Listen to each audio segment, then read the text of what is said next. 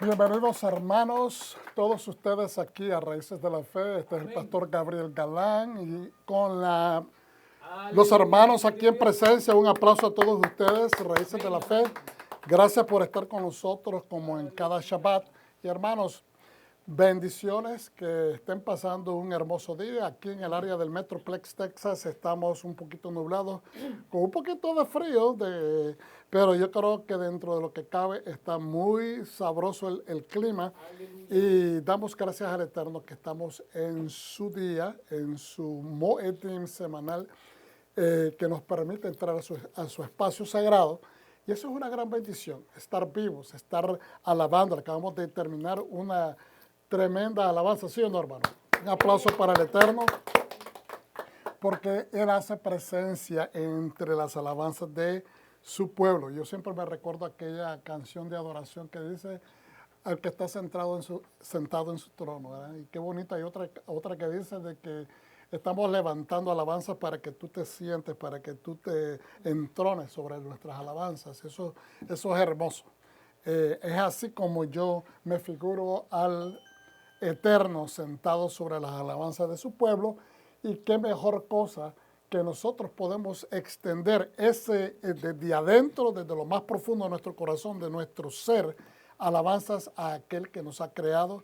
Y bendito sea su nombre, bendito sea su Hijo amado Yeshua, quien nos ha conectado a las bendiciones del reino.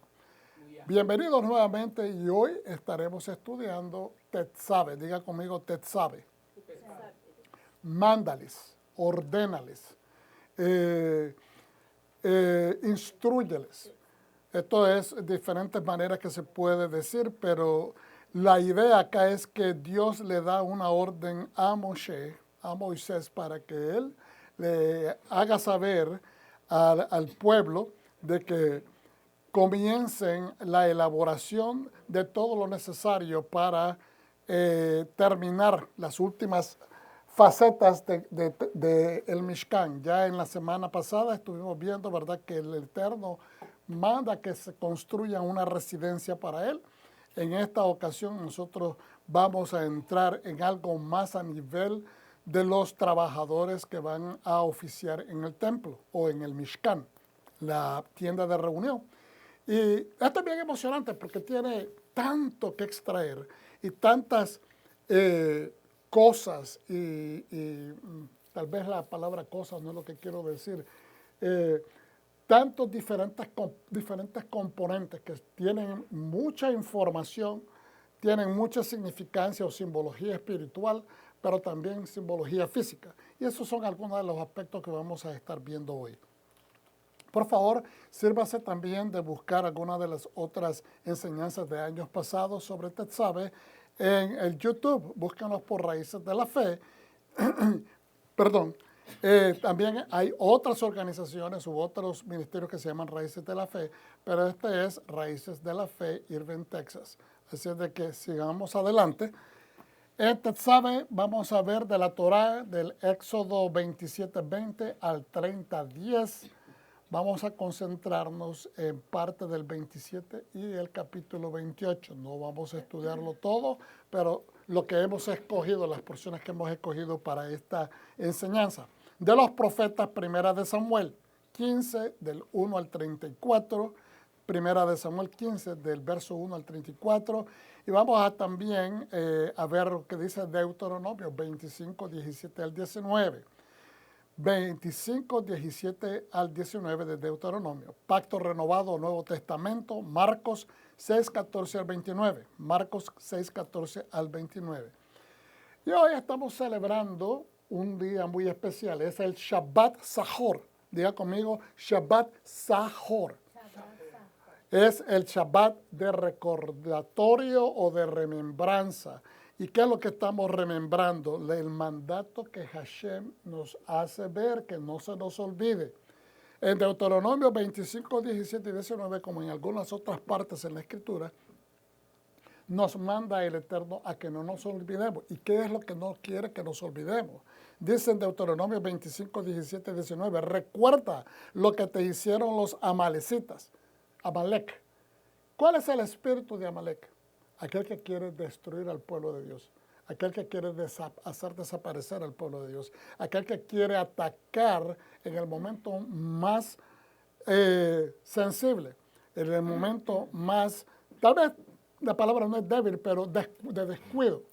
Y lo hemos visto recientemente, lo hemos visto en muchas ocasiones, pero más recientemente hace un año y un poco más, el 7 de octubre del 2023, miramos cómo ese espíritu de Amalek atacó desprevenidamente, no se esperaba, no se, en un tiempo de que se celebraban fiestas solemnes.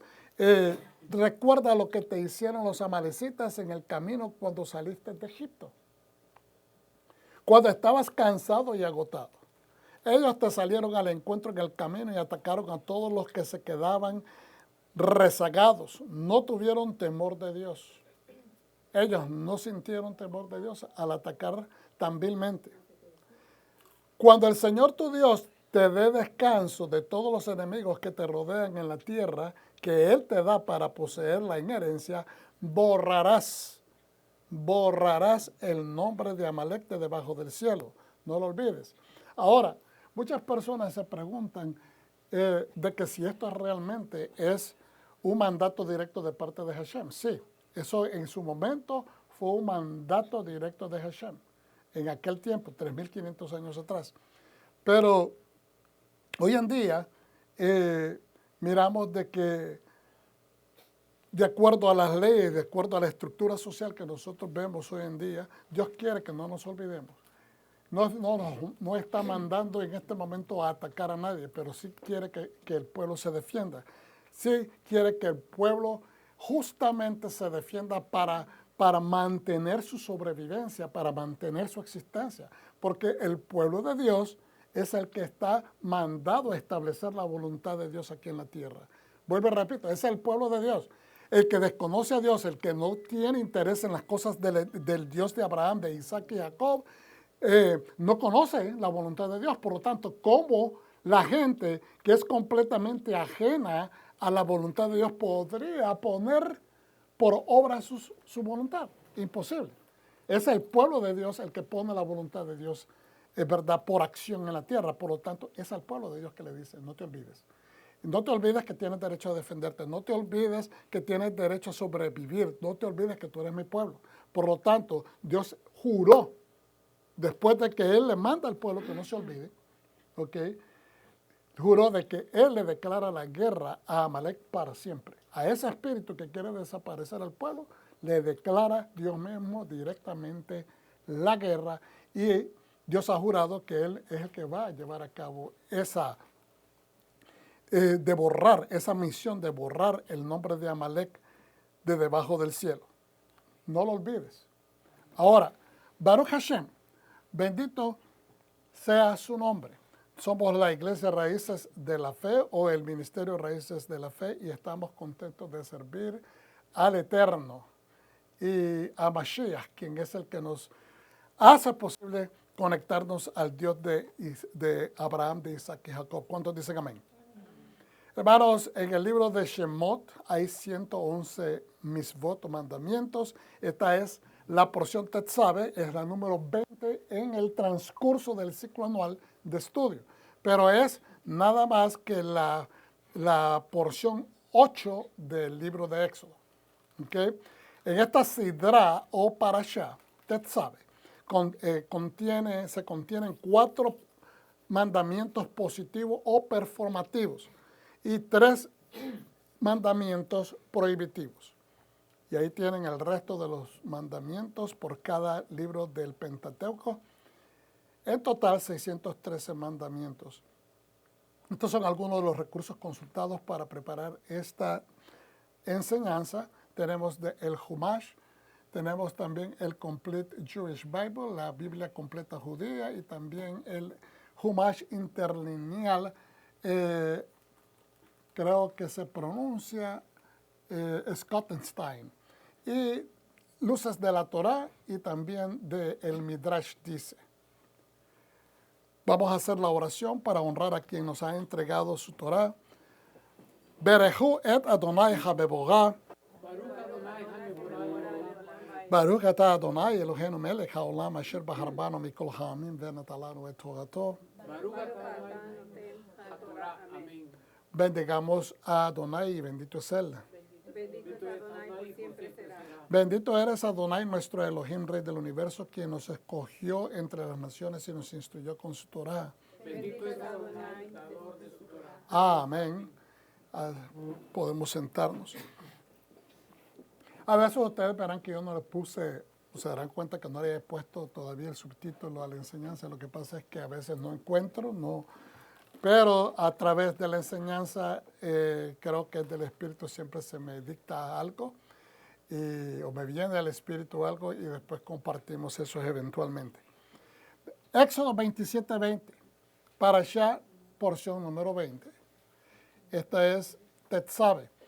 Ordenarás a los hijos de Israel que te traigan aceite puro de olivas machacadas para el alumbrado y para mantener una lámpara encendida continuamente. Entonces, aquí dice una lámpara encendida continuamente. Obviamente que se está refiriendo a la menorá. Esa única lámpara encendida que va a estar, muchas personas malinterpretan que es una luz nada más, no es. Una lámpara está formada por diferentes candelabros. A veces nosotros en español decimos un candelabro y le llamamos a toda la pieza, pero un candelabro puede tener diferentes, ¿cómo se dice? Puntas o brazos. ¿Ok? Por lo tanto, es importante que entendamos que cuando, por ejemplo, en esta traducción dice una lámpara, se está refiriendo a la menorá. La palabra menorá significa lámpara directamente, literalmente. Entonces, Aarón y sus hijos la pondrán en la tienda de reunión, fuera de la cortina delante del testimonio, fuera de la cortina delante del testimonio. No significa que va a estar exactamente enfrente del testimonio, porque cuando se habla del testimonio se está hablando del arca del pacto. Sabemos que el arca del pacto está detrás de las cortinas que la cubren y hacen la separación entre el lugar santo del lugar santísimo. Entonces lo que está diciendo es que más o menos en una proporción, hemos visto rendiciones normalmente, y esto yo soy parte porque vamos aprendiendo, ¿verdad? Por ejemplo, voy a tratar de ser, porque no tengo las fotografías en esta presentación, pero sí las están en las otras presentaciones de Betsabe que hemos compartido en otros años. Por ejemplo, tenemos de que en la pared sur está la mesa de los panes de la presentación. Vamos a decir, aquí está en este aspecto la mesa de los panes de la presentación o de la propiciación. Entonces, al otro lado, decimos en la pared, la pared norte están los panes de la presentación. En la pared sur está la menorá. ¿Ok? En la parte del occidente está el altar de incienso. ¿Ok? Entonces, detrás de la cortina está, ¿verdad?, el arca del pacto. Por lo tanto, cuando se refiere a eso, es que no, como nos han enseñado o hemos visto a través de las rendiciones, creemos que estos aparatos están contra una pared. No necesariamente estaban pegados a la pared o cercanos a las paredes, sino que estaban más hacia el centro. ¿Ok? Acuérdense que son representativos de lo que Dios, o simbólicos de lo que Dios quiere que el sacerdocio entienda qué es lo que está representando. Todo lo que está en el templo, hermano, además de que obviamente simbolizan la presencia de Dios, nos guían directamente al Mesías, porque todo lo que se está tratando con los enseres santos, vuelvo y repito, todo lo que se está tratando de que el pueblo entienda, que los sacerdotes entiendan, obviamente Dios está representado en todo eso, pero que nos está guiando ¿a quién? Al Mesías. Nos habla del ministerio del Mesías, quien es el que nos va a traer directamente en conexión con el Padre. Cada aparato, los panes de la propiciación, la menorá, habla de los 7 espíritus ¿verdad?, de la esencia del espíritu de Hashem que el mismo Mashiach manifestó mientras caminaba en la tierra y también el incienso, que son nuestras oraciones, que eso es, también representa las oraciones de Mashiach, ¿okay? Por el pueblo.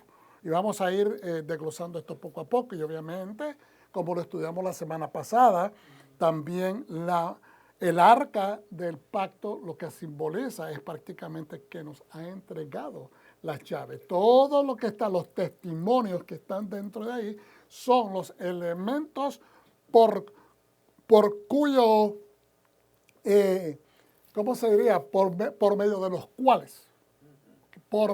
cuales entramos a la puerta. Abrimos porque son las llaves para regresar. ¿A dónde? A ese estatus edénico. ¿Okay? Entonces es importante que viéramos al Mesías, el lavacro también afuera y también el altar, el Mizbeach, tiene que ver con el sacrificio y el lavacro, donde se lavaban las manos antes de iniciar sus actividades los sacerdotes. Todas estas cosas nos dejan ver que el Mashiach está haciendo todas estas funciones para nuestro beneficio, porque Él está representando al pueblo. Siempre me recuerdo esto, hermano, aquel ethos o aquella frase simbólica que dice, nadie se quede atrás. Cuando nosotros en el judeocristianismo hemos escuchado, inclusive hasta en las escuelas han adoptado esa enseñanza, ¿sí o no? En la escuela dice que ningún estudiante se quede atrás, ¿ok? Y realmente sería, no estoy haciendo la manera de crítica, pero sería maravilloso que nuestros estudiantes pudieran pasar de grado, pero que vayan aprobados. No que los pasen de grado y que no sepan leer y escribir, que es uno de los grandes retos que tenemos hoy en día, especialmente en los Estados Unidos. No solamente en los Estados Unidos, pero en esta sociedad, que es una de las más avanzadas de este planeta, está teniendo este problema en este momento. Pero de eso se trata la convicción de la cultura del reino, de que ninguno de nosotros se quede atrás. ¿Cuántos dicen amén? Amén. Que nuestra fe en Dios está encaminada, está enfocada en que todos nosotros adoptemos la conciencia comunitaria, la conciencia del reino, que ninguno de nosotros se debe de quedar atrás. No es competencia, no debe de haber competencia, no debe de haber ningún tipo de animosidades, no debe de haber, bueno, inclusive la palabra animosidad quizás es fuerte, pero sí, hermano. A veces ministerios compitiendo, a veces hay iglesias compitiendo, a veces hay líderes compitiendo, y no es lo que el corazón de Dios representa, ni mucho menos lo que el Mesías nos enseña. Porque eso es la actitud que exactamente nos está enseñando el sumo sacerdote. Todas sus oraciones no son necesariamente por él. Él ya hizo su preparación. Antes de entrar a la presencia del Eterno, una vez al año, él tiene que estar ya en un ejercicio por semanas, limpiándose. Y después, las 2 últimas semanas, antes de entrar a esa parte importante de su ministerio, por 2 semanas, él se desconecta de todo. Todos sus pensamientos tienen que estar enfocados en qué. En que ya él ya no cuenta, él ya se tuvo que haber preparado. Ahora lo que tiene es concentrarse en mantener su santidad. ¿Por qué? No por él, hermanos, por el pueblo. Por el pueblo que él está representando. Porque él no quiere que ninguno de ellos se quede atrás por su falta. Que el pueblo no sufra por su descuido, que el reino de Dios no se afecte porque él no observó minuciosamente su ministerio. Entonces, el sumo sacerdote hace eso, es exactamente lo que el Mashiach hace por nosotros. Asegurarse que ninguno de nosotros se quede atrás, mucho menos, ¿verdad? Por eso es que miramos esa oración poderosa que él hace en Juan 17, que él se santifica a sí mismo. ¿Para qué? Para que también ellos se santifiquen a través de él. ¿Okay? Entonces, Aarón y sus hijos le pondrán en la tienda de reunión fuera de la cortina delante del testimonio y la mantendrán encendida, la menorá, desde la tarde hasta la mañana delante de Adonai. Esta será una ordenanza perpetua. Tiene que ser continua, perpetua significa siempre, por todas las generaciones de los hijos de Israel. Entonces, esa era la función del sacerdote, que lo primero que se hacía temprano era entrar, hacer lo que, obviamente todo lo que se tenía que hacer desde afuera, entrar y limpiar diariamente la menorá, y se mantenía esa luz encendida, que era que después se prendían las demás una vez que se reemplazaban las mechas y se hacía la limpieza de todo lo que se había quemado. Y una cosa importante recordar, hermanos, de que el fuego de la menorá no podía encenderse con, bueno, no existían los fósforos en ese tiempo, pero no se podía encender con cualquier fuego, tenía que ser traído desde el altar principal. Habían 3 diferentes fuegos en el altar principal y uno era específicamente para encender la menorá. No se usaba el fuego donde se quemaban las ofrendas, ese no. Se usaba otro que era parte del altar. Es decir, en el altar de los sacrificios, porque así se le llama el Mizbeach, habían 3 fuegos. Y uno de ellos era para encender la menorá. Ahora, encender la menorá en el Beit HaMikdash. Esto lo vamos a ver, repasarlo rapiditamente porque es bonito de vez en cuando estudiar. Yo nada más me enfoqué en los que tienen que ver los mandamientos. Habían 7 mandamientos, dijimos, ¿verdad? En total. Estos son todos performativos. Habían 4 performativos y 3 prohibitivos. Entonces, pero de los 4 performativos, nada más creo que puse 3 porque es lo que tienen que ver con la enseñanza que estamos enfocándonos hoy.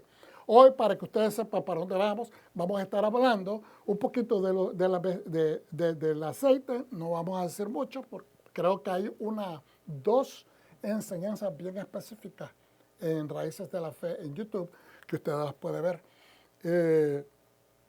Y también vamos a estar viendo un poquito acerca de las piedras. Espero que sea de interés o de algo interesante, por decirlo de esa manera. Es algo que creo que no lo hemos visto, pero espero que sea de gran crecimiento para todos nosotros. El mandamiento número 98 es performativo. Dice, Aarón y sus hijos lo ungirán o Aarón y sus hijos lo arreglarán. Eso está en el capítulo que estamos viendo en capítulo 27 al 21. Explicación. ¿Qué significa esto de que ellos lo van a arreglar o ellos lo van a ungir o lo van a preparar?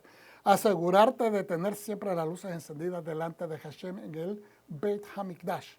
Cuando nosotros digamos el templo, ¿quiénes son el templo del Espíritu de la Santidad hoy en día?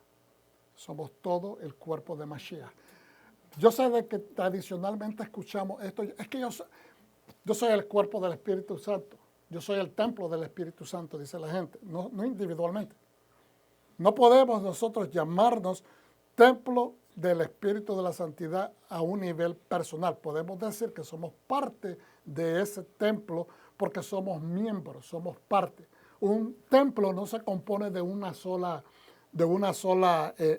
cuarto. ¿Estamos entendiendo? Ya acabamos de mencionar cuántas piezas de importancia hay en el templo, ¿ok?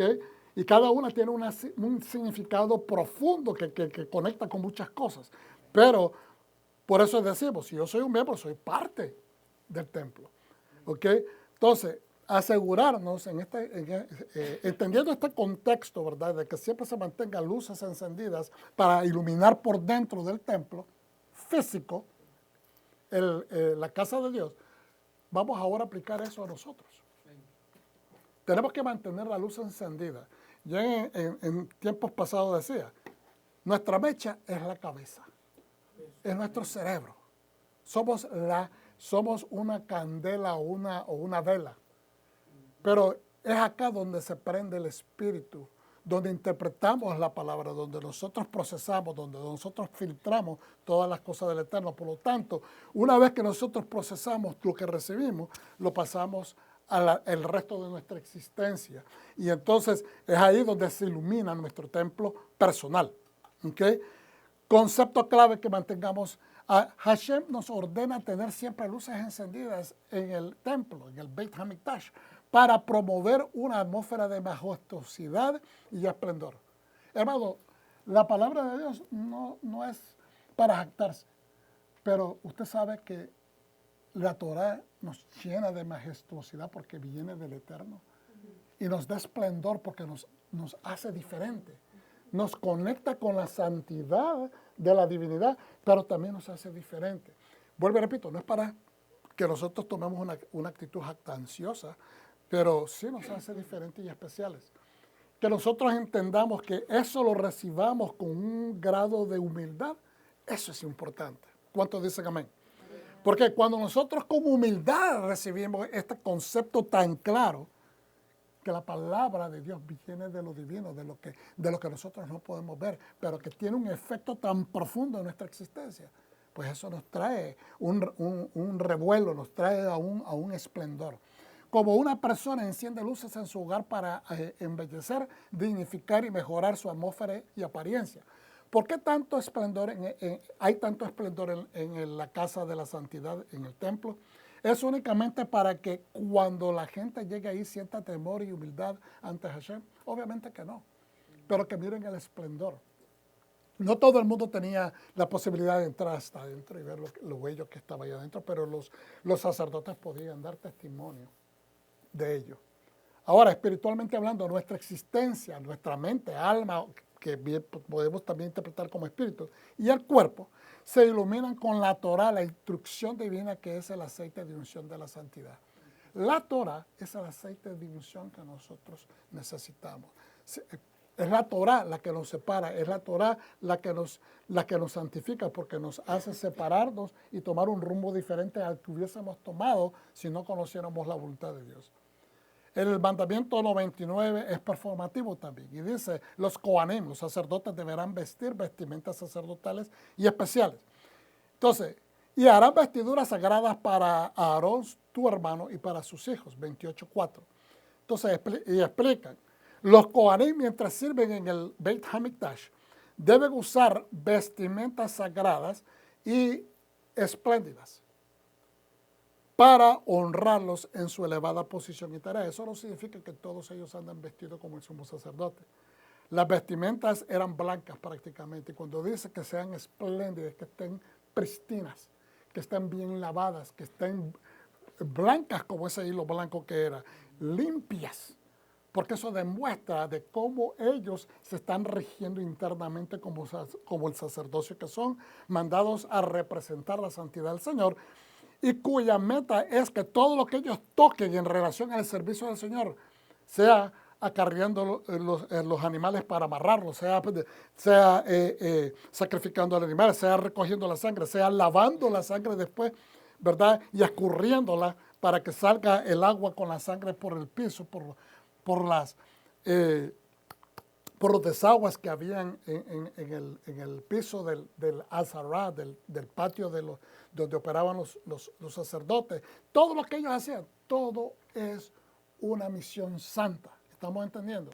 Es una misión santa. Nada de lo que ellos hacían era algo que se tomaba como algo menos o en menos prioridad o en menos categoría. Todo lo que hacían, porque todo era parte, ¿cómo se dice? Armonizada de un ensamblaje para que todo cayera en su lugar, para que toda la obra que ellos hacían, todo se llevara a cabo en excelencia y perfectamente. Explicación, los Kohanim mientras sirven en el Beit HaMikdash deben usar vestimentas sagradas y espléndidas para honrarlos en su elevada posición y tarea. Como vuelvo y repito, lo que ellos usaban, la mayor parte de ellos era blanco. Era el sumo sacerdote cuando se vestía con sus vestimentas de excelencia y de majestad y espléndidas, era una vez al año. Conceptos claves que mantener. La gente estaba afectada por sus acciones. ¿Quiénes? El pueblo estaba afectado por sus acciones, por sus pecados, por sus faltas. Los Kohanim en el templo son agentes mensajeros que nos ayudan a obtener la expiación por nuestros pecados. El sacerdocio debe controlar sus acciones, pensamientos y atención, ¿verdad? En las tareas que ellos están haciendo. Las vestimentas prácticamente dan honra al sacerdocio.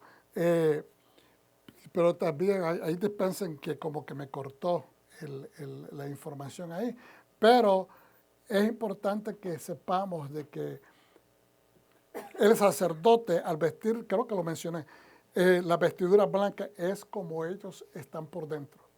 Eso es representativo de lo que ellos representan. Y entonces, ¿qué es lo que nos quiere decir? Aquellos que tienen ese carácter sacerdotal, y no estamos diciendo que somos los sacerdotes.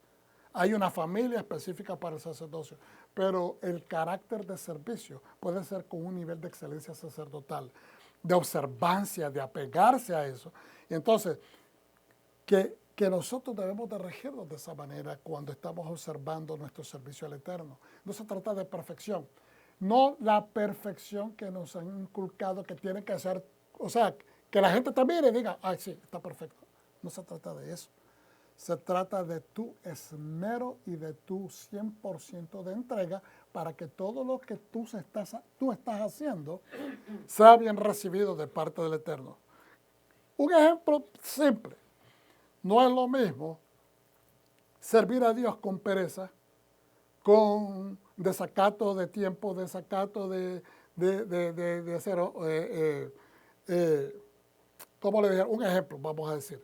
¿Usted cree que los sacerdotes se vestían con las vestiduras todas arrugadas? Porque no existían, digamos, planchas eléctricas en aquel tiempo, o porque no habían jabones especiales como los tenemos ahora, no, las tenían que lavar igualmente. Utilizaban las cosas que tenían de tecnología en ese tiempo, lo mejor, y también se tenían que aprovechar. ¿Por qué? Porque tenían que demarcar la excelencia, tenían que marcar con el look que ellos daban, con su apariencia, tenían que demostrar lo perfecto del carácter de Dios, la grandeza y la realeza de Dios. Entonces, el mandamiento 100 es performativo también. Dice, no se quitará el pectoral del efod. Y el pectoral no se pondrá, aquí dice, no se pondrá sobre el efod. Y eso es interesante, porque eso trae a confusión a alguien, a muchas personas. No sé cuántos de ustedes, a ver, vuelvan a ver acá, ¿cuántos de ustedes han visto que le hemos llamado siempre efod a la especie de delantal que se monta y que va una parte para adelante y una parte para atrás? ¿Cuántos dicen amén? Todos hemos tenido ese entendimiento. Vuelvo y les pido disculpas porque no tengo los visuales. Pero estamos hablando de un delantal que se mete por la cabeza y queda al frente y queda por detrás, cubriendo el cuerpo de la persona. Eso es lo que hemos entendido que es el efod. Pero eso es una especie de efod, pero no es el efod que se está refiriendo acá. Porque si ustedes digan, ¿qué es lo que quiere decir eso? No se quitará el pectoral del efod. El primero que se pone el sacerdote, todos los sacerdotes usan lo que es una túnica blanca. Todos tienen la misma túnica, están hechos de la misma manera. Quizás la del sumo sacerdote en su día especial es un poco diferente. Pero que es blanca. ¿Okay? Entonces, luego de esa túnica, o antes de la túnica, están los calzoncillos, que le llaman en alguna traducción internos, o sea, su underwear, que son pantaloncillos de lino, blanco también. Después viene su túnica blanca. Después viene, sobre esa túnica blanca, ese efod, que le llamamos, que va de doble parte, ¿verdad? Para adelante y para atrás. Ese era de color celeste. ¿Okay? Ese color celeste, algunas opiniones de los sabios antiguos dicen de que representa el cielo azul. ¿Okay? El cielo, el ámbito de donde viene la divinidad que nosotros servimos. Y después viene, entonces, el efod a que se está refiriendo aquí es el medio delantal. Diga conmigo, medio delantal. Es la mitad. Porque nada más, me voy a parar, cubre la parte de atrás. Es como que si usted se pone un delantal, pero se lo pone al revés. ¿Ve? Entonces, le cubre la parte de atrás del cuerpo y después se la amarra enfrente. Pero ese delantal tiene como una especie de, vamos a llamarles tirantes. No que eran tirantes que estiraban, pero tirantes porque se conectaban a las hombreras donde estaban las piedras que iba a llevar sobre sus hombros, y después tenía, él se conectaban por acá abajo cuando se ponía el sash o o el cinturón se conectaba con esta parte y sostenían al pectoral, que después se conectaba con la parte de arriba, los tirantes, y lo amarraba. ¿Con qué objetivo tenía el pectoral tantas agarraderas, por decirlo de esa manera? Tantos sostenes. Venían los tirantes desde atrás para que se conectaran acá, ¿verdad? Por unas cadenas que salían después del hombro y se conectaban acá, y después de abajo venían dos tirantes que también lo sujetaban. ¿Con qué objetivo era eso? Para que nunca se moviera. Para que nunca se moviera. Por eso es que dice, no se quitará el pectoral del efod. No es que nunca se lo iba a quitar el sumo sacerdote, es que no se debería de separar el pectoral de ese medio delantal. Ya les voy a enseñar una fotografía ahorita. Y el pectoral, dice, como lo dice la escritura, no se pondrá sobre el efod, sino que se va a colgar del efod, de ese medio delantal. No estamos hablando del primero que describí, el que se mete por la cabeza, tiene un hueco, ¿verdad? Y le cubre el frente y la parte de atrás. Ahora estamos hablando del medio delantal. Ese es el verdadero efod. Explicación. No aflojen las conexiones que unen el pectoral al efod. No se debería. Es decir, cuando él se lo quitaba, no se tenían que despegar. ¿Por qué? Porque hay un simbolismo detrás de esto. ¿Okay? Dice, un hilo a su lado une los anillos del pectoral y del efod. Concepto clave. Hashem, pensando en nuestro bien, quiere que el Beit HaMikdash, el templo, la casa de la santidad, sea grandioso y esplendoroso. Y con este fin, cada componente del mismo tiene que ser esplendoroso. ¿Ok? Dice, y con este fin, cada componente del mismo debe colocarse en su lugar apropiado. Todos los vasos y utensilios, incluso las vestiduras sacerdotales, deben conservarse perfectos en su forma y no deben tener falta alguna. ¿De qué nos habla entonces esta parte física y hermosa, bella ante los ojos de uno, cuando uno mira la organización, los colores, ¿verdad? La belleza, la artesanía, todo lo que hicieron? ¿Pero qué tiene que ver con la parte espiritual? Que nosotros no podemos y debemos mover nada que sea instrucción divina. No podemos cambiarle nada a la instrucción divina. Tenemos que seguir al pie de la letra de la instrucción, porque aunque a veces nuestra lógica nos dice, pero es que si yo cojo por este caminito es más corto. Si yo tomo este atrecho voy a llegar más rápido. Pero al cortar estamos haciendo, ¿se acuerdan de que también hay un mandato para los sacerdotes que no se deben de cortar las puntitas de la barba? Y uno hoy día diríamos, ¿verdad? Pero es que todos los pelos ahí de fuera se verían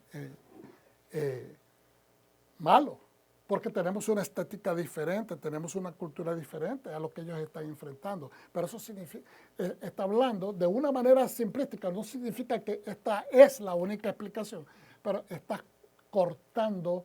La barba es implicativo de la ¿qué? De la autoridad. Y si tú estás cortándole la autoridad por acá, estás diciendo, yo puedo hacer lo que me da la gana, o yo puedo manipular esto de la manera que me da la gana, yo puedo saltarme por acá, meterme por debajo, irme por el lado. ¿Ve? Es decir, cortándole a lo que Dios está instruyendo. Entonces, la barba es la autoridad. Y esto se refiere de que aquella persona que sigue la instrucción de Hashem se mantiene recto ante Hashem. Y aquellas oraciones que tú hagas ante Hashem, porque has mantenido tu rectitud, tu obediencia. Y acuérdense que obediencia no estamos hablando de que ser sumisos como nos han tratado de enseñar. No se trata de eso. Esa palabra no existía, no existe, no refleja en la Biblia, en el original hebreo, que es antiguo. Pero lo que refleja es tu apego a la instrucción. Seguir la instrucción, obedecer la instrucción, significa tu lealtad a la instrucción, lo cual implica tu amor al Eterno, a aquel que te ha prescrito la instrucción. Entonces, la ornamentación debe mantenerse como está prescrito, y en este caso el detalle requerido es que el pectoral permanezca cerca del corazón. para que no la estén moviendo. ¿Por qué, hermano? Si se mueve y después pierde su forma, algo sucede, pues se sale fuera de balance. Y lo que Dios quiere es que siempre esté a la misma medida porque quiere que cubra el corazón. ¿Y cuál es el objetivo? Que el sumo sacerdote tiene que tener ese pectoral. Fíjense bien la doble función. Representa las 12 tribus de Israel. Lo tiene cerca del corazón. No es para cubrirse él. No es para que las piedras lo hagan ver bello, hermoso, esplendoroso al sumo sacerdote, aunque las vestiduras en sí lo describe la palabra que así debe de ser, que sean vestiduras de esplendor, porque representan la gloria del Eterno. Pero no es para el sacerdote que está haciendo, no es para el sumo sacerdote, sino es para que represente. En algunos escritos antiguos, algunos de los escritores ahorita se me va el nombre era cristiano, pero él dice que lo llama no es convocaciones, sino las emisiones o las pronunciaciones, esa es la palabra, las pronunciaciones del Eterno, porque él estaba pronunciando al sacerdocio que las piedras que representan a las tribus de Israel tenían que estar siempre en la mente de ellos, especialmente la del sumo sacerdote, porque tú estás representando a mi pueblo. No te olvides que representas a mí. Entonces, eran esas emisiones o esas proyecciones que Dios quería, de que no solamente el sumo sacerdote las viera, pero que también los que lo vieran a él entendieran de qué será su visión. Y por la parte de atrás, ¿verdad? Porque era un rectángulo y se doblaba, ¿verdad? Y en la parte de atrás formando una bolsa donde se metían estas dos piedras que nosotros hemos entendido eran el Urim y el Tumim, que vamos a estar viendo un poquito más sobre esto si nos da tiempo. Ahora, el detalle requerido es que el pectoral permanezca cerca del corazón. Cerca del corazón, nosotros todos, con esa responsabilidad comunitaria del reino, tenemos que tener un ajereyut de estar intercediendo cada vez que hagamos oración.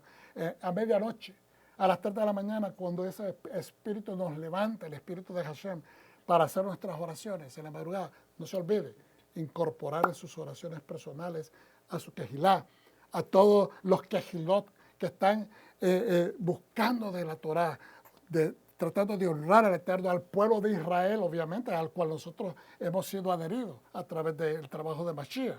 Y dice, estando firmemente unido al efod sin moverse nunca de su lugar. Nosotros, nuestras oraciones deben de ser continuas. Hermano, a veces la gente piensa y dice, yo estoy sonando muy repetitivo con mis oraciones. ¿Usted cree que a Dios le aburre escuchar sus oraciones? No es que usted esté haciendo repetitivo. Usted puede cambiar las palabras si quiere. Puede utilizar diferentes palabras, pero el punto es que usted debe estar orando por el reino que es Israel, que incluye al pueblo judío y las naciones en Mashiach, que están buscando de la Torah, y por toda la justicia que este mundo, hay tanta injusticia, oremos por justicia, oremos para que nosotros seamos los mejores ejemplos, oremos para que cuando haya persecución, cuando haya gente intolerante, nosotros demos lo mejor de nosotros, que no se nos olvide a quién representamos, que estamos representando al Eterno, que estamos representando al pueblo, ¿ok? Siempre mantengamos eso. Usted dirá, ¿cómo es eso, pastor? Que nosotros representamos al Eterno y al pueblo. Bueno, dicen, y esto creo que lo enseñamos unos 2 años atrás o 3 años atrás, dicen, ¿verdad?, de que algunos nombres, como por ejemplo Dan, tenían 2 letras. ¿Ok? Son 2 letras. Que la Dalet y la Nun. Son 2 letras. Pero entonces ellos crearon una manera de que cada nombre que estaban puestos en las piedras tuvieran el total de 6 letras. ¿Ok? ¿Y por qué? Porque eran 12. Si usted multiplica 12 por 6, ¿cuánto da? 72 creo que es, ¿verdad? Si no estoy mal en geografía, en matemática. ¿Cuáles son? ¿Quién tiene? ¿Qué le recuerda el número 72? Nos recuerda el Sanedrín. y también, más importantemente, nos recuerda los 72 nombres de Hashem. ¿Ok? Los 72 nombres del Eterno, de Dios. Y entonces, y que dice que justamente cuando, esto era nada más cuando había una necesidad de, digamos, de nacional. Algo sensitivo acerca de ir a una guerra, acerca de ver situaciones adversas que estaban confrontando al pueblo. Entonces, el sumo sacerdote iba y consultaba con el Urim y el Tumim. Y dicen que a veces, de acuerdo a lo que dicen los escritos, ¿verdad?, de los sabios de bendita memoria en los Midrashim, dicen de que a veces se encendían una letra. Porque todas las letras del alfabeto estaban ahí en todos los nombres de las tribus, entonces se encendían las letras y formaban palabras y así respondía el Eterno. Otros decían de que a veces cuando era que había cuestiones de culpabilidad, cuando habían pecado, las piedras se tornaban más opacas, se oscurecían. Entonces, pero yo quiero también explicar que las piedras que nosotros estamos hablando del pectoral, ¿ok? Y vamos a ver un poquito más adelante, me estoy adelantando, no eran tan bien cortadas y tan súper brillosas como las piedras que hoy usted conoce, aunque sean de las mismas, porque hoy tenemos tecnologías que las hacen pulir mejor, las hacen brillar mejor, y en aquellos momentos no había una tecnología, pero no era tan avanzada. ¿Okay? Entonces, ¿cuál es el punto que queremos enfatizar a través de esta enseñanza? Entonces, que la instrucción son parte integral del proceso de comunicación. La instrucción, seguir la instrucción o obedecer la instrucción, apegarnos, observar la instrucción, es parte integral de un proceso de comunicación. Porque si usted le da una instrucción a una persona y hace otra cosa que usted le dijo, ¿qué va a haber? Va a haber problemas. Especialmente si hubo un gasto. ¿Ok? Entonces, y después dice, y el entendimiento de las ideas. Yo necesito entender lo que Dios está diciendo correctamente. Si yo tengo alguna duda de lo que estoy leyendo, entonces vamos a preguntarle a otra persona que también sea estudioso para que esa persona nos indique. Tengamos por lo menos dos, y si los dos estamos con inseguridad, vamos a una tercera persona. Lo importante es que nos cercioremos, lo importante es que busquemos la respuesta. Las instrucciones son parte integral del proceso de comunicación y el entendimiento de las ideas. ¿Por qué? Porque la comunicación es equivalente a una relación clara y fuerte. Dios quiere que le entendamos claramente, que no asumamos que le entendemos, sino que estemos claros que lo entendemos para que nuestra relación sea hermosa y fructífera. Entonces, el Midrash sobre el ger, sobre el extranjero o el gentil que escuchó a un moré enseñar sobre la vestidura santa y su petición cuando fue a ver a Shammai. Yo creo que escribí Shammai con C y es con S, y a Hillel. Estos son de los dos grandes sabios y los dos últimos de los pares que estuvieron especialmente para el tiempo que Yeshua caminó la tierra. Shammai y Hillel eran los grandes sabios, los que le llamaban, hubieron diferentes pares de líderes, pero estos dos y siempre estaban sus escuelas, tenían diferentes enseñanzas y tendían a tener diferentes percepciones acerca de la enseñanza y de la vida. Pero dice, esto lo voy a parafrasear rápidamente, de que una vez escuchó un ger, un extranjero, a un moré darle su clase a los niños en la escuela, estaban estudiando Talmud. Y entonces cuando él escuchó esta porción de Tetzabe acerca de las vestimentas y de las piedras y la excelencia, lo majestuoso de estas vestimentas santas, entonces él dijo, esto es tremendo, yo quiero ser parte de esto. Y entonces, indagando, se dio cuenta que tenía que convertirse al judaísmo. Y entonces él se fue a ver a Shammai. Y él logró, ¿verdad?, que le enseñara ciertas cosas y le explicó, ¿verdad? Y él se convirtió. Tan pronto se convirtió y recibió ese reconocimiento de que ya había sido aceptado. Entonces él le dijo, qué bueno que ya acepta. Pues ahora yo voy a poder trabajar para poder llegar a recibir estas vestiduras. En ese momento, cuando él le dijo así, de esa manera, dice que Shammai prácticamente se enojó con él, porque él nunca había mencionado eso anteriormente, pero se enojó con él porque tuvo la osadía, primeramente que no era ni levita, ni mucho menos de la familia levita sacerdotal, pero de que entonces lo agarró una vara y lo sacó enojadísimo. Entonces, después de un tiempo, se fue a ver a Hillel, dice el Midrash, y le dijo prácticamente que él se había convertido y que quería que le enseñara, que estudiara. Ya empezó a estudiar, se terminó graduando, y entonces cuando terminó de graduarse le dijo, qué bueno que ya me gradué, porque ahora yo quiero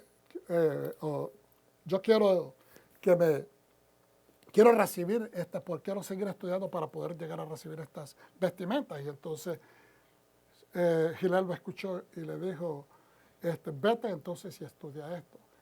Y le dio las enseñanzas específicas acerca de quiénes pueden seguir el camino para recibir, ¿verdad?, el derecho a las vestimentas. Cuando él estudia y se da cuenta de que él no es apto para recibirla, él se regresa y le dice, pero ¿por qué nunca me enseñaste y nunca me dijiste?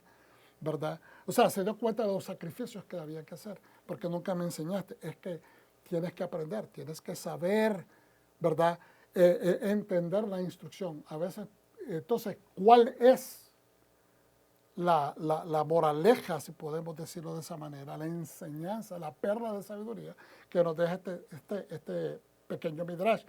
Que me disculpan si no lo he dicho exactamente verbatim, pero el punto es que nosotros todos tenemos un proceso que aprender en la vida. Los niños tienen un proceso de aprender. Nada de lo que ellos les hemos enseñado para el tiempo que son adolescentes lo aprendieron de un día para otro. A veces tuvimos que repetir y repetir muchas veces una lección para que hiciera sentido en ellos. Pues de la misma manera, nosotros que tengamos aspiraciones, lo cual aplaudió Hillel, que tengas aspiraciones a algo bueno, a algo grande como desear recibir las vestimentas santas, es algo bueno, no es nada malo. No es ser malcriado, no es ser jactancioso, pero lo que tienes que aprender es que hay procedimientos, si hay procesos, si hay quienes pueden y quienes no pueden. Y eso es lo que estudiar nos deja entender o nos deja saber.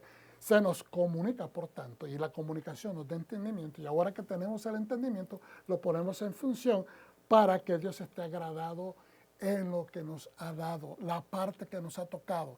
Y esto es prácticamente lo que creo que podemos extraer de este midrash, que todos a veces quieren ser los líderes, todos a veces quieren ser los que están enfrente de las cámaras, todos a veces quieren ser los que reciben aplausos, pero nadie está consciente de lo que conlleva, ¿verdad?, el sacrificio, la dedicación, los desvelos, etcétera, etcétera. Pero no es malo aspirar a eso. Lo importante es que cuando llegamos a entender, llega un momento de madurez donde el Eterno nos dice, ¿sabes qué? Esto no es lo que tengo preparado para ti. No significa que Dios dice, tú no lo mereces, es que tú no estás cortado para eso. No, es que Él te dio un propósito. Y si nosotros entendemos que cada uno de nosotros tiene ese propósito, no solamente entendemos de que hay una cosa, de que aquella persona que está, digamos, es el líder, no tiene ese privilegio que tú tienes dentro de lo que Dios preparó para ti. ¿Estamos entendiendo? De que la otra persona que está haciendo otra función no puede hacer lo que también está haciendo o lo que el otro está haciendo, no porque no puedan, sino porque funciona mejor y más naturalmente que cualquier otra persona dentro de eso, porque eso fue lo que Dios escogió para ti. Las vestimentas santas son hermosas y cada una de esas vestimentas, que son 8, tiene una función específica. Todas representan al Mesías, pero todas y cada uno comprenden una parte específica de su ministerio. Y eso es lo lindo, que cada uno de nosotros cumple una parte importante dentro de esa quejilá donde estás. Nunca nos debemos de sentir menos, nunca nos debemos de sentir más arriba, nunca nos debemos de sentir desplazados, sino que todos somos parte de una función armoniosa. ¿Cuántos dicen amén? Entonces, mira acá, si lo pueden ver, vamos a ver el Big Day, Kehuna, diga conmigo Big Day. Kehuna. La ropa sacerdotal. Big Day son ropas o vestuarios, Kehuna sacerdotal. Entonces, mire, tenemos el mitznefet, que es el turbante. Diga conmigo, mitznefet. Mitznefet. Después tenemos el sitz, que es, le dicen acá vincha, pero que es una diadema donde está escrito consagrado a Hashem, consagrado a Adonai o santidad a Adonai. Y después dice el Hoshen, diga Hoshen o Hoshen. Es el peto o el pectoral. El ovnet es el cinto. ¿Okay? Ovnet es el cinto. Después está el efod o delantal. Se está dando cuenta que es un delantal, medio delantal, pero que le llega más o menos como acá y se amarra al frente. Y entonces luego están los mihnasaim. Mihnasaim. A ver si lo volvemos a pronunciar. Mihnasaim. Son los pantalones. Y usted dirá, ¿dónde están los pantalones? No tiene una flechita, ¿verdad? Es porque están debajo. Son los calzoncillos. ¿Okay? Por eso es que no tiene la flechita, porque van debajo. El meil, que es el manto, que es la túnica que le dije anteriormente, la túnica blanca. O perdón, no la túnica blanca, el efod que hemos conocido que va con el hoyo, se mete por acá y va al frente y va por atrás. Y la última de abajo, la que está más abajo, es el ketonet, que es la camisa larga o la túnica. ¿Ok? Entonces, el sumo sacerdote llevaba una banda de oro, que es el tzitz, grabada con las palabras Kodesh la Hashem, sagrado o consagrado a Hashem. La banda o diadema estará en el bosque siempre. Estará puesta sobre el turbante para atraerlos ante Hashem. Otro componente esencial de las vestimentas del Kohen Gadol era el Hoshen o pectoral. El caballete que contenía 12 piedras que representaban cada uno de las 12 tribus. La coraza de juicio debía de estar en el corazón del sumo sacerdote cuando se presente ante Adonai. Ahí le puse una H de extra y me disculpan. Y Aarón llevará el juicio de los hijos de Israel en su corazón constantemente ante Hashem. Hermano, lo que decíamos anteriormente en nuestras oraciones, cuando estamos orando por todos nosotros, nuestros hermanos en la calle, por tu familia, por la gente conocida, hay veces gente que te llama y te dice, hermano, por favor, cuando usted prometa orar por alguien, cúmplalo. Es importantísimo. Se nos puede olvidar a veces, pero en el momento que se acuerde, inmediatamente ejecute. ¿Ok? Porque es importante. Eso es llevar al pueblo en tu pecho, en tu corazón. Es una comparación. Amén. Entonces dice, los sabios rabinos de bendita memoria han explicado que el tzitz, la banda de oro que se usa en el frente del Kohen Gadol, representa el intelecto. Intelecto es equivalente al entendimiento. Si nosotros no tuviéramos entendimiento, no tuviéramos capacidad, ¿me entiende? Cognitiva. Cognitiva significa de entender, discernir cosas. Entonces sería difícil poder una cosa con la otra. Pero Dios nos ha dado, ¿verdad?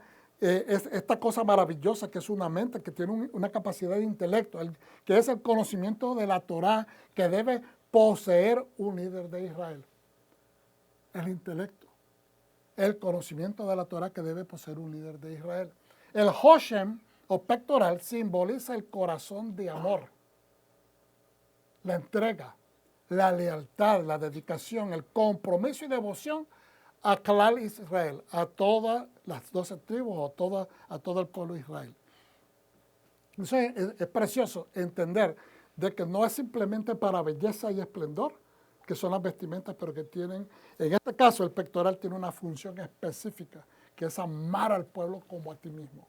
Amar a Dios sobre todas las cosas, pero a tu prójimo, en este caso, a todo el pueblo, porque es a quien representa, amarlo como se ama a él mismo. ¿Por qué? Porque se cuida de una manera especial, minuciosa, para poder presentarse ante el Señor, pero lo hace con el oficio de representar al pueblo. Amén. El liderazgo abarca el amor por cada judío, gentil, miembro del reino. Acuérdense que yo utilicé esa palabra gentil, pero es aquellos que han venido a la Torá a través del Mashiach. Entonces, una vez que entramos a eso, ya dejamos de ser gentiles. ¿Ok?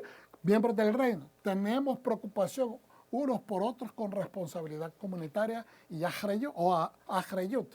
Esto incluye a través de todos los segmentos del pueblo, todos los segmentos, ahí algunos typos que estoy cometiendo, todos los segmentos del pueblo, ricos, clase media, pobres, extranjeros.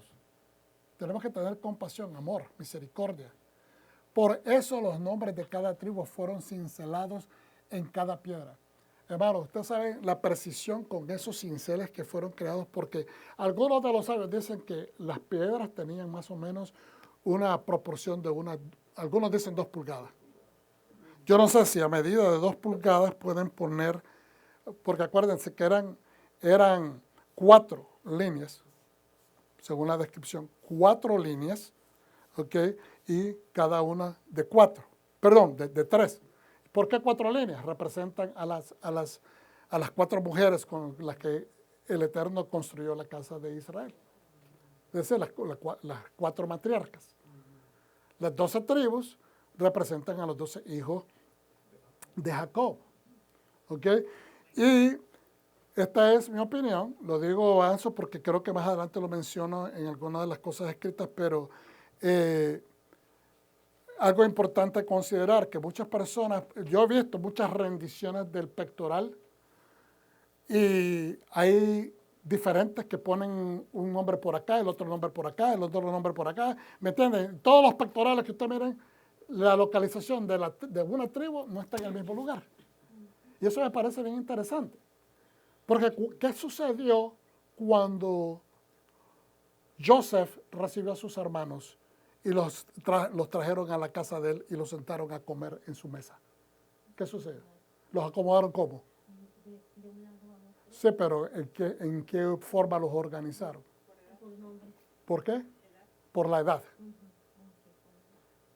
Los organizaron y ellos se dieron cuenta de, wow, o sea, estamos exactamente sentados de acuerdo a las edades.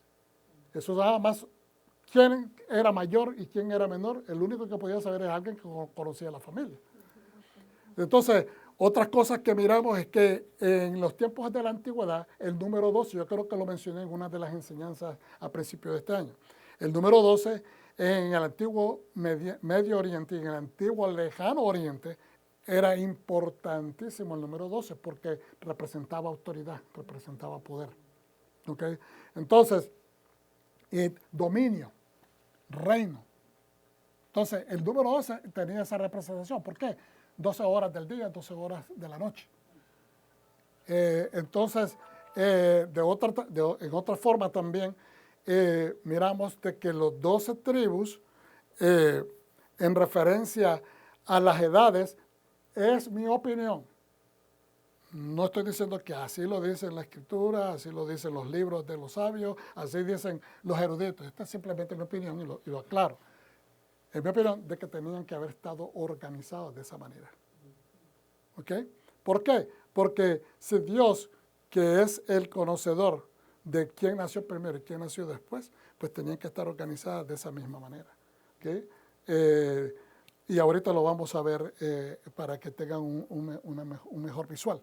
Entonces, esto incluye a través de todos los segmentos del pueblo, ya sean ricos, pobres, tenemos que ser iguales, tener esa conciencia. Acordémonos que nos enseñó Yeshua, que los últimos van a ser los primeros y los primeros van a ser últimos. Está diciendo que hay una predilección por ser últimos, no necesariamente implica pobreza, más humildad, o no, significa que a veces los que nosotros humanamente, vuelvo y repito, que aquellos que nosotros humanamente percibimos como que son los últimos, son los olvidados, son los despalidos, son los humillados, no necesariamente puede ser eso. Porque ¿quién es el que puede ver lo que nosotros no podemos ver? Dice bien claramente la Escritura que Dios puede ver ¿qué? El corazón, pero nosotros los seres humanos no podemos. Eso sucedió con lo que le pasó al rey David, que estaba siendo rezagado. No, es el último, no es importante. Aquí están los 7 hijos de Yishai, ¿ok? Pero allá está ese ¿Me entiendes? Eso no lo tomaban en cuenta. Pero ¿qué sucedió? Que Dios vio lo que había en el corazón de David. Y era grande la fidelidad que él demostraba al Eterno. Entonces, de esa manera aprendemos de que cuando Yeshua nos dice que los últimos van a ser los primeros, tiene que ver con la condición del corazón, no de tu posición o en qué lugar, si viniste primero, si viniste después. Es lo que está en tu corazón. Entonces, el Hoshem pectoral representa el gran conocimiento intelectual de la Torah junto a un corazón lleno de amor y devoción hacia todo. Está marcado a todo el pueblo, sin discriminar a nadie, sin hacer diferencias de nada. Es a todo Israel. Entonces, la Torah sin corazón no se puede llevar a función, hermano. Se distorsiona, porque la Torah sin corazón, la Torah sin misericordia, la Torah sin Hased, se vuelven mandamientos humanos. ¿Estamos entendiendo? Pero la Torah con Hased es el corazón del Eterno. Y sea para establecer una justicia, sea rigurosa también esa justicia. Pero, en otras palabras, lo que el crimen es, el castigo tiene que ser exactamente equivalente a lo que es el crimen. No se le puede duplicar, triplicar, porque simplemente yo me quiero ensañar para que aprendas la lección. Eso no es Dios. Hashem no opera de esa manera. Él va a dar el castigo justo para el criminal. O sea, esto es tu crimen, esto es tu castigo justo. ¿Okay? En víspera del Purim y hoy celebrando Shabbat Zahor, debemos de analizar el liderazgo de Mordejai y Esther. Fíjense bien la posición donde estaban. ¿Quién era Mordejai? El tío o el primo de Esther. Y tenía una posición alta dentro dentro de los judíos que estaban en ese reino. Él trabajaba en el palacio, trabajaba con funciones oficiales en ese. Esther fue escogida, fue hecha princesa y después se convirtió en la reina. 2 posiciones con estatus, 2 posiciones acomodadas, 2 posiciones elogiadas, aplaudidas. Tal vez Mordecai le costó un poquito más, ¿verdad? Ser reconocido y apreciado. ¿Okay? Fue hasta cierto punto perseguido por Hamán. Pero el punto aquí es que los dos tenían una posición. ¿Tenían ellos que preocuparse por la suerte de los demás? No, ¿verdad que no? O sea, pero sentían la convicción de que como eran parte de ese pueblo tenían que hacer algo, como se lo dijo Mordecai en un momento a Esther, porque no sabes si Dios te ha puesto en este lugar, te ha levantado, ¿para qué? ¿Te ha levantado para qué? Para tiempos como estos. Es decir, para que funciones a favor del pueblo en tiempos de persecución como este. Entonces, ellos pusieron su cuello. ¿Ustedes creen que Mordejai no arriesgó su cuello cuando delató a los asesinos que querían matar al rey? ¿Ustedes creen que él no puso su cuello en riesgo cuando sabía que este hombre quería matar a los judíos y andaba detrás de él para deshacerse de él? Hamán, con la autoridad que se le había dado, claro que él pudo haberlo matado. La misma situación. Nosotros entendemos que, aunque lo miramos como novela, parece un cuento de hadas y de novela, pero el riesgo que tomó Esther al entrar donde no tenía permiso le pudo costar la vida. ¿Por qué? Porque tenían una responsabilidad comunitaria. Entonces, es tener la Torah, el conocimiento, en un tiempo cuando ni siquiera podían mencionar a Dios, ellos no podían mencionar su religión. ¿Por qué? Porque la presión social de un reino ajeno les hacía imposible eso. Era penable ante la ley de los persas de que otra gente profesara sus dioses y otra gente profesara su religión, especialmente los conquistados. ¿Okay? Y también especialmente aquellos que estaban sirviendo como esclavos. Ahora, quiere decir que tenemos espiritualidad, posición. La ley divina nos exige tener compromiso con el pueblo creyente en Hashem. Tenemos que sentir pasión, amor, convicción por orar, hermano. Lo menos que nosotros podemos hacer por el rey es orar, interceder. ¿A quién más se le da A quien más se le da, más se le requiere. A quien más se le da, más se le requiere. Tenemos libertad. Oremos por los que están siendo perseguidos. Si hemos puesto la diadema de oro en la fe en nuestro frente, diciendo que estamos consagrados a Adonai, a través del estudio podemos dar mejores soluciones a la gente que nos rodea. Cuando hacemos las cosas con convicción, de misericordia, de hased, de paz, de tranquilidad, de traer conexiones. Nosotros entendemos, hermanos, de que Dios va a utilizar nuestro testimonio para enriquecer a otras personas. ¿Cuántos dicen amén? Mira lo que dice Filipenses, ya vamos a terminar. Filipenses 4:10 al 20 dice, en unión con el Señor me alegro mucho de que ahora, después de este largo tiempo, hayan dejado que su preocupación por mí se manifieste nuevamente. Aquí está el apóstol Pablo, Rab Shaul, dando gracias porque alguien se acordó de él. Por supuesto, siempre estuvieron preocupados por mí. Él sabe, yo sé que ustedes han tenido preocupación por mí, pero no tuvieron oportunidad de expresarlo. Algunas personas miran como que él está haciendo un poco de, como quien dice, dando otro sentido, en otras palabras, como quien dice, ya se habían tardado en recordarse de mí. No, yo no creo que les está reclamando, yo creo que él está siendo sincero. No lo digo para llamar la atención sobre alguna necesidad mía, pues en lo que a mí respecta he aprendido a contenerme sin importar las circunstancias. Sé lo que es vivir en necesidad y sé lo que es tener más que suficiente. En todo y en todo he aprendido el secreto de estar saciado y tener hambre, tener abundancia y pasar necesidad.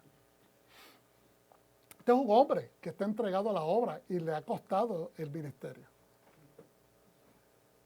Le ha costado sembrar iglesias. Le ha costado propagar el mensaje del Eterno por todo el mundo antiguo que él tenía capacidad de alcanzar. Todo lo puedo en Mashiach que me fortalece, que me da poder. Entonces, el contexto acá, y sabemos que acá la enseñanza nos dice, todo lo puedo en Cristo que nos fortalece. A veces utilizamos esto, pero tenemos que entender el contexto donde se está diciendo. ¿Cuál es el contexto? Lo que estamos leyendo anteriormente antes de ese texto. ¿Okay? ¿A qué se está refiriendo? Está agradeciendo a personas que se acordaron de él y que le han mandado una ofrenda porque hay necesidad. Él tenía necesidad, pero él les está aclarando. Yo he aprendido a vivir con necesidades y no lo digo por mí prácticamente, pero seguramente que él va a usar ese dinero que recibió para seguir bendiciendo a la obra. ¿Entiendes? Entonces, pero él dice, todo lo puedo en Mashiach que me fortalece. Ese es el contexto de este. Eso no significa que ahora podemos limitar este versículo y ya nunca más poderlo decir. No. La palabra, yo siempre he dicho, yo creo en que la palabra de Hashem es viva. Y sirve para edificar. Pero tenemos que entender el contexto. Entonces ahora, sin embargo, fue bueno de parte de ustedes compartir en mi tribulación. Sin embargo, fue bueno de parte de ustedes compartir en mi tribulación. Y ustedes mismos, los filipenses, saben que en los primeros días de mi trabajo de predicar el Evangelio, cuando salí de Macedonia, ni una sola quejilá participó conmigo en el asunto de dar y recibir. No le quisieron cooperar. Sino solo, o que no tenían tal vez para cooperar, sino solo ustedes. De hecho, cuando estuve en Tesalónica me enviaste ayuda 2 veces. No busco dádiva, no busco que me den, no estoy pidiendo ofrendas, sino más bien algo que aumente el saldo de vuestra cuenta. No es por mí que lo estoy pidiendo, es para que ustedes sean bendecidos. He sido más que pagado. Yo ya me doy por pagado, o sea, ya el Eterno me ha dado bendiciones. Estoy saciado, pues recibí de Epafrodito las ofrendas que enviaste, aroma fragante, sacrificio acepto, que agrada a Dios. Además, mi Dios suplirá todo lo que os falte conforme a su gloriosa riqueza en unión con Yeshua HaMashiach, y a Dios nuestro Padre sea la gloria por los siglos de los siglos. Amén. No estoy hablando tampoco yo de ofrendas en este momento. Estamos hablando de la consecuencia de un pueblo que se dio cuenta de que el líder ¿ok? Que ellos fueron bendecidos por el ministerio de él originalmente. Fue una de las primeras, como lo está estableciendo acá, que él estableció, una de las primeras Quejilot. Y entonces se dieron cuenta de su necesidad y ellos se enviaron. Entonces lo que está es agradeciendo, no minimizando lo que ellos están haciendo, sino que les está dejando saber. He aprendido a estar satisfecho en las buenas y en las malas. Porque todo lo puedo en Mashiach, que me fortalece, que me da poder. Pero también dice más adelante, yo pido, yo oro nuevamente, recíprocamente. Ustedes miraron mi necesidad y están enviándome ayuda, y ahora yo estoy intercediendo ante Hashem, recíprocamente. Aquellos tuvieron ajreyut, responsabilidad comunitaria para el líder, y ahora el líder siente de la misma manera el ajreyut, orando, diciendo que mi Dios le suplirá todo lo que le falta conforme a su gloriosa riqueza en unión con Yeshua HaMashiach. Entonces, es recíproco. Esto nos habla de lo consecuente que debemos de ser con todas las cosas, no solamente en las necesidades, pero en las oraciones, en las intercesiones, las necesidades espirituales. Hay gran bendición en tratar de aconsejar, por ejemplo, a los matrimonios. A veces nosotros no nos queremos inmiscuir en peleas de matrimonio.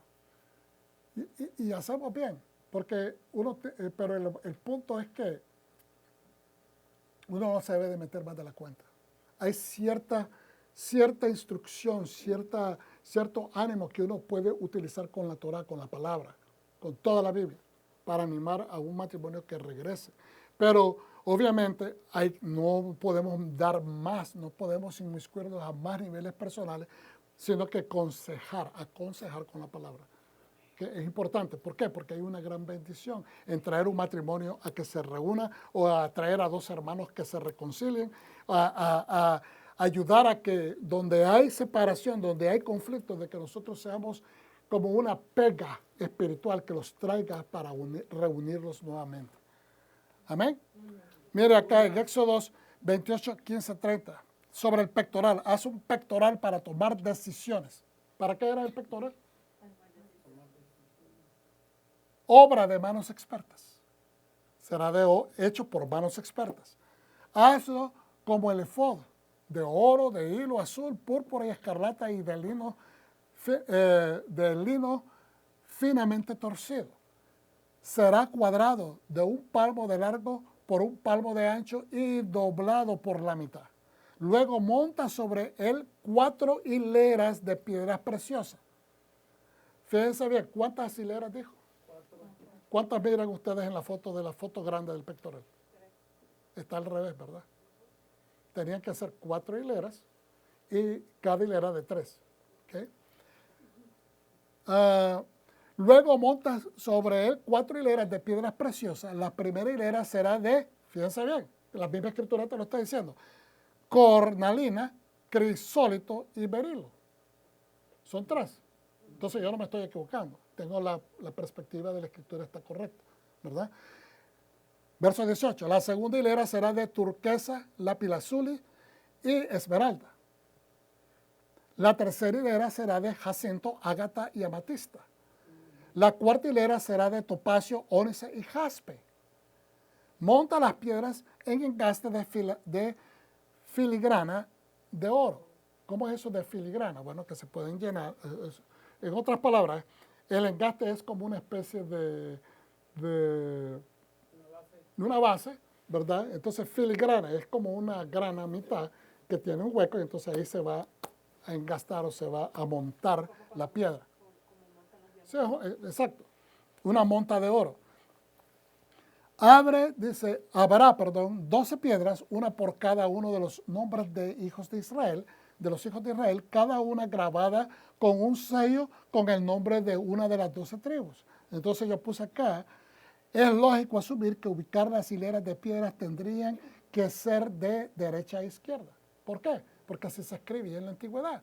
Todas las escrituras asiático del Medio Oriente escribían de derecha a izquierda. ¿Okay? Por ejemplo, pongo ahí 1, 2, 3, 4 en forma al revés. De acuerdo a la escritura y que el orden de los nombres de las tribus sobre las piedras corresponderían al orden genealógico del nacimiento de los hijos de Jacob. ¿Por qué? Porque así era la costumbre en la antigüedad, todo ordenadamente. De esa misma manera salieron las tribus ordenadas de Egipto. Cuando dice, y salieron mis ejércitos de Egipto, no es que salieron como ejército, ellos no eran ejército. Ejército es una palabra para decir gentío, para decir grupos de personas o el desfile de gente. ¿Okay? Pero salieron por tribus, ordenadamente. Hasta después, durante el tiempo, cuando van a pelear contra Amalek, ¿okay? Se le da el charge, o se le da la orden de que vaya la tribu de Judá, y creo que también más adelante la tribu de Judá la que se le da, la que encabece, como decir, la punta de lanza que sea la que vaya en los tiempos de guerra. Y por lo tanto, y de ahí en adelante, ellos toman el liderazgo de ser la tribu líder. Ok. Haz para el pectoral cadenas tranzadas de oro puro como una cuerda. Hazle 2 anillos de oro y fíjalos a los 2 extremos del pectoral. Sujeta las 2 cadenas de oro a los anillos de los extremos del pectoral y los otros extremos de cadena a los 2 engastes y fíjalos a las sombreras del efod por delante. Vamos a dejarlo ahí porque quiero enseñarles esto. Se están dando cuenta, yo los ordené ahí, me tomó 12 diferentes fotos para colocarlos en su lugar. ¿Okay?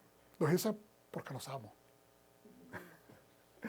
Sí, porque estaban todas desordenadas, como les digo. Entonces, se puso la primera, ¿verdad?, de derecha a izquierda, el sardis, la piedra de Rubén, el topaz, el Simeón, el carbunclo, el Leví. Y bien interesante, ¿verdad?, porque ese carbunclo es rojo y también tiene unas partes grises. La esmeralda, Judá, el Dan, no pude encontrar porque fíjense que en muchas de estas rendiciones de Dan no aparece Dan, porque algunos hacen el pectoral de acuerdo a la lista que aparece, creo que es en Apocalipsis, de las tribus. Pero Dan, la número 5, la número 6 es Neftali, no sé cómo se dice esa palabra, Ligger, en español. La ágata de Gad, el número 7, Asher es el amatista, número 8, Isaacar es la número 9, es el zafiro, que es una piedra bien azul, bien hermosa. Está el número 12, que es Benjamín, el jasper. Joseph, es tanto, puso José y el nombre de Manase y también de Efraín, que es el ónix, es una piedra oscura. Y Zabulón, la número 10, lo dije al revés, perdón, que era el 10, 11 y 12. El 10 es el diamante de Zabulón, el 11 el ónix de Joseph y el 12 es el jasper de Benjamín. Ahí lo tienen el orden. ¿Y por qué ordenarlos así? Porque ahí usted tiene como el orden de nacimiento de los 12 hijos de Jacob. El primero fue Rubén, el segundo Simeón, el tercero Leví, el cuarto Judá. Saltamos hasta los hijos de Bila, que es el número 5, Dan, el número 6, Neftali. Silpa, después regresamos a Gad, que es el número 7, el número 8 es Asher. Después regresamos a Lea, el número 9 es Isaacar, el número 10 Zebulón, y después saltamos a Rojo, que es el número 11, su hijo José, y el número 12, su hijo Benjamín. Y de esa manera, pues, se tiene un orden más conciso de cómo es. El pectoral del sumo sacerdote. Muy temprano la naturaleza religiosa del hombre llevó a que utilizara piedras preciosas en relación con el culto. Los objetos más valiosos y elegantes se utilizaban a menudo con fines sagrados. En el libro de Éxodo vemos evidencia de esta forma de pensar en el relato del pectoral del sumo sacerdote y las gemas colocadas en el santuario del desierto por los israelitas. Esto es bien interesante, hermano. También miramos que en el libro de Ezequiel se da y en el libro de Apocalipsis se mencionan las piedras, las gemas, etc. Pero esto para mencionar algunas en algunos de los libros. El Tanakh, ¿verdad? La Biblia judía, que es el Antiguo Testamento que le llamamos, el Nuevo Testamento, que es el libro, ¿verdad?, que más utilizan los cristianos, El Talmud y también en el Corán, todos estos libros representan de cierta manera joyería de importancia. Quiero nada más mencionar algunas cosas de importancia. Después de que Tito tomara Jerusalén en el año 70, después del nacimiento de Yeshua o de la era común, los tesoros del templo fueron llevados a Roma. Fueron llevados, es una palabra bien nice, ¿verdad? Porque fueron saqueados de sus lugares. Y según Josefo, el pectoral se conservó en el templo de la Concordia. Los historiadores no están completamente seguros de en qué manos cayó el pectoral cuando Roma fue saqueada más tarde en el 410 por los visigodos y luego nuevamente por los vándalos del 455 después de la era común.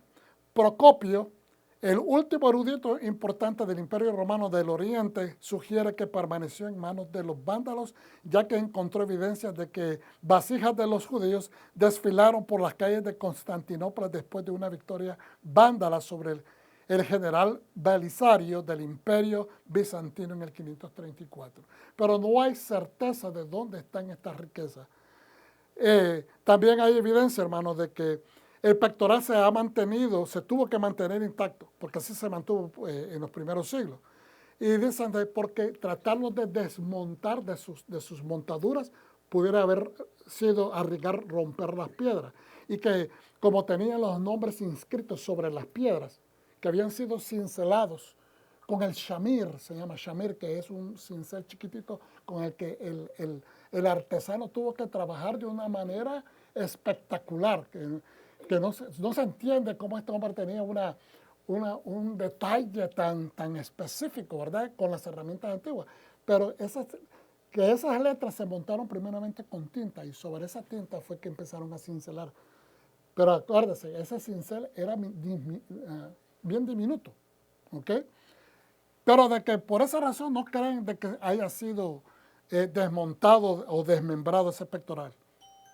Algunos creen de que fue guardado y después olvidado en algún lugar. Estoy por terminar. Fíjense bien lo que es seguir las instrucciones, y con esto termino, ¿ok? Porque tenemos que ver el contexto con los profetas. Primera de Samuel 15, 1:34. Y esta historia ustedes la conocen muy bien. Samuel le dijo a Saúl: Adonai me envió a ungirte como rey sobre su pueblo, sobre Israel. Ahora escucha lo que tiene que decir Adonai a ti, que te tiene que decir Adonai. Esto es lo que dice Adonai, Sebaot, de los ejércitos. Recuerda lo que Amalek le hizo a Israel. Cómo pelearon contra Israel cuando subían de Egipto. Ahora ve y ataca a Amalek y destruye por completo todo lo que tiene. ¿Qué es lo que dijo? Perdónalo, deja a la familia tranquila, deja sus pertenencias bonitas, no las toques. No, dijo, destrúyelo todo. No los perdones, sino mata a hombres y mujeres, niños y bebés, vacas, ovejas, camellos y asnos. Hacemos esta aclaración, hermano. Eso fue hace 3.500 años y esto es un documento histórico que da, ¿verdad?, información sobre lo que sucedió en aquel entonces. No estamos mandando a hacer nada de estas cosas a nadie, ¿okay? Pero es un documento histórico, por eso es que lo estamos leyendo. Ahora, Shaul convocó al pueblo y lo pasó revista en Telaim. 200,000 soldados de infantería contra 10,000 hombres de Yehuda.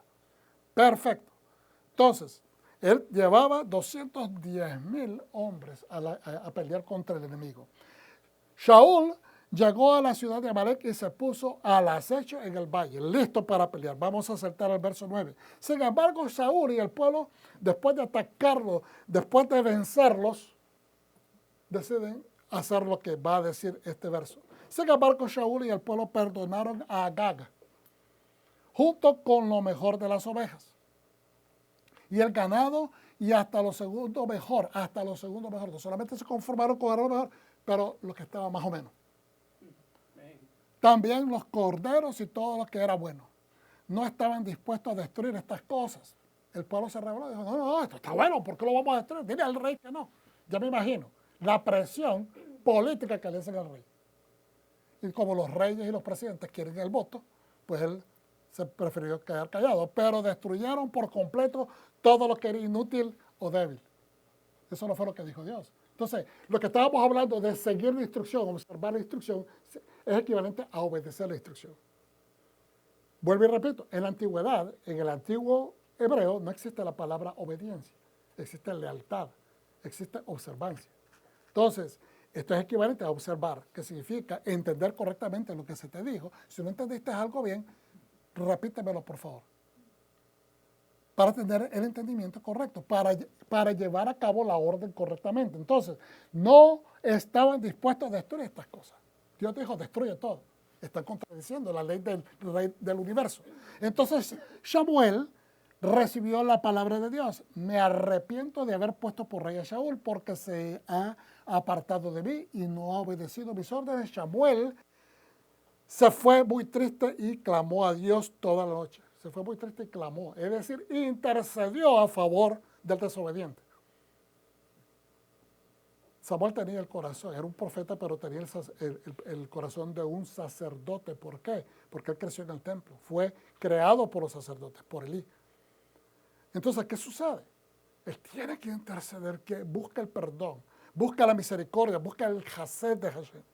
Samuel se levantó muy de mañana para ir a recibir a Saúl, pero le dijeron, Saúl vino al Carmelo para erigir ahí un monumento para sí mismo. Encima de que desobedece a Dios, cae en la autoidolatría. Pero ahora se ha ido y está bajando a Gilgal. Samuel fue a ver a Saúl y Saúl le dijo, lo alcanzó, lo tenía que buscar donde quiera que se había metido. Dice, Dios te bendiga, he hecho lo que Dios me ordenó. He hecho lo que Dios me ordenó.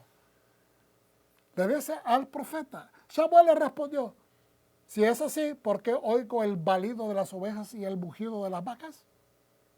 Saúl respondió, los trajeron de Amalek, porque el pueblo perdonó lo mejor de las ovejas y del ganado para sacrificarlos a Dios, tu Dios.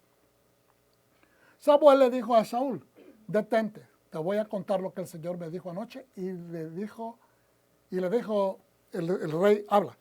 Samuel le dijo, tú eres pequeño en tus propios ojos, pero eres la cabeza de las tribus de Israel. Eres la cabeza de las tribus de Israel. Porque tú pecaste y desobedeciste, hiciste pecar a todo el pueblo. ¿Estamos entendiendo? El líder, te pusieron de líder como rey. El rey, acuérdense, hay 3 oficinas importantes. Está el rey, está el profeta y está el sacerdote y está el profeta. Los 3 son ungidos. Los tres, aunque son diferentes, en el caso de verdad del tiempo del reino de Israel, son para el Mesías la misma oficina, porque él tiene la triple unción. Los 3 están designados para que el rey represente al pueblo, no lo lleve al pecado en contra de Hashem. El sacerdote tiene que llevar el pectoral porque representa al pueblo. Que no se te olvide que en tu corazón debe recibir las necesidades del pueblo primero, prioritariamente mucho más antes que las tuyas y que las de tu casa. Y tercero, el profeta es enviado a que también hable, aunque el pueblo, inclusive, aunque la reprimenda venga en contra del pueblo, tienes que decirlo, porque el regaño, el padre que ama regaña a su hijo. Si el Padre Celestial, Abacadosh, está en contra de su pueblo por pecaminoso, va a mandar al profeta para que lo corrija. Y si el profeta no lo corrige, está en contra de la voluntad del Eterno. Entonces su unción no está siendo efectiva. Entonces le dice, eres pequeño en tus propios ojos. Tú te hiciste pequeño. No le está diciendo, tú te miras humildemente porque no te crees mucho. No le está diciendo eso. Tú te redujiste.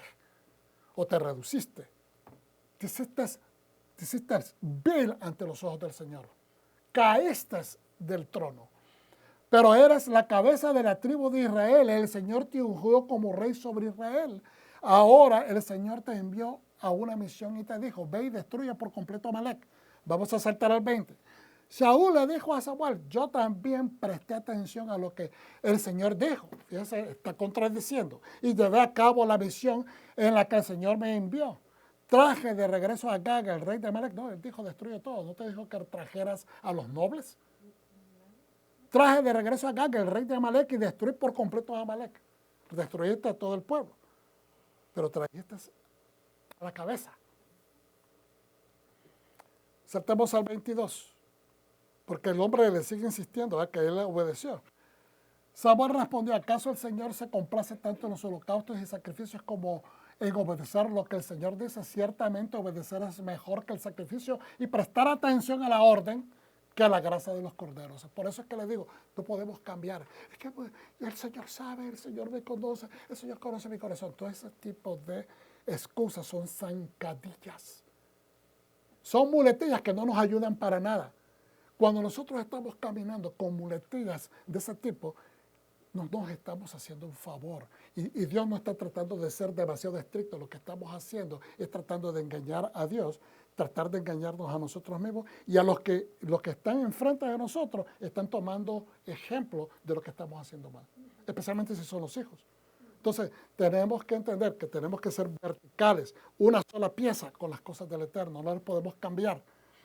Porque la rebelión es como el pecado de la hechicería, manipulación. Y la terquedad como el crimen de la idolatría.